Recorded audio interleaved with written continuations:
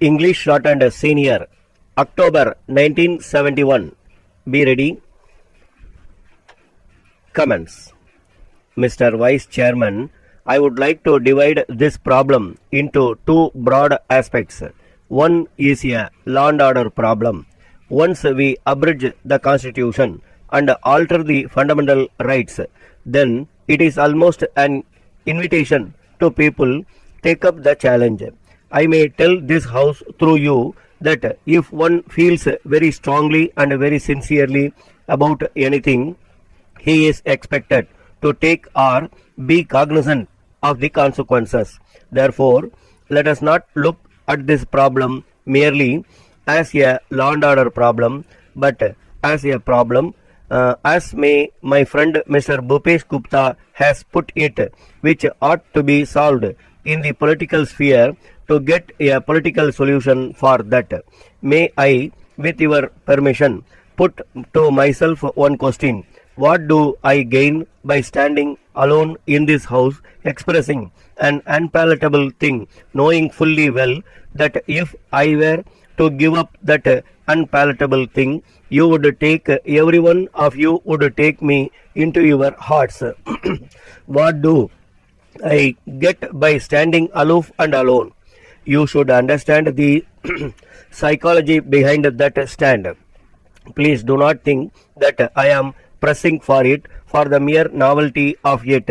There is frustration, a very intense and very growing one among a section of people of my part who definitely feel that the present political setup, the federation, is not going to deliver them the goods.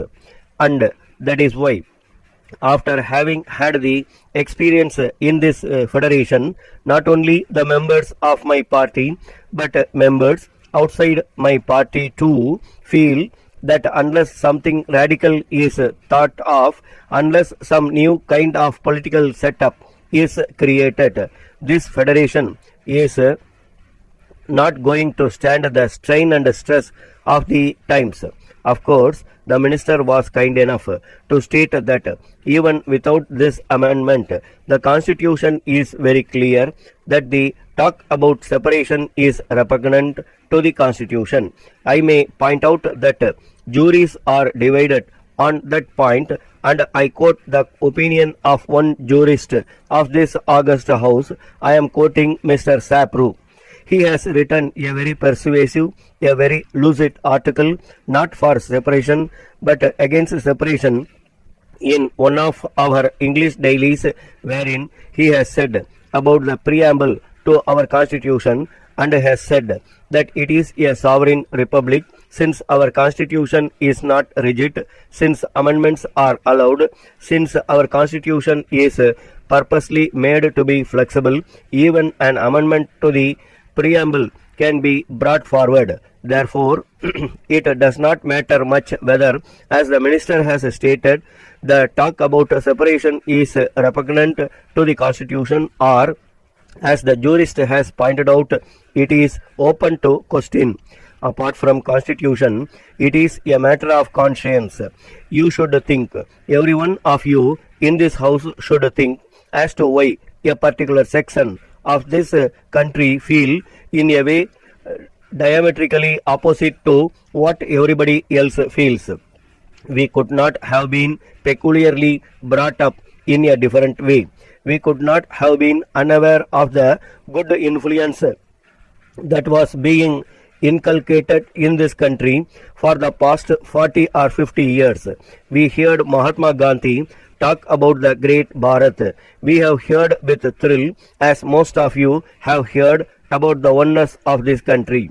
And yet, why is it that some of us feel that the present political setup of such a federation makes the state become almost like a colony?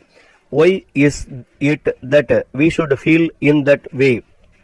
Dear sir, some time back, the Indian Airlines Corporation conducted successful proving flights to Cochin and other airports in the south.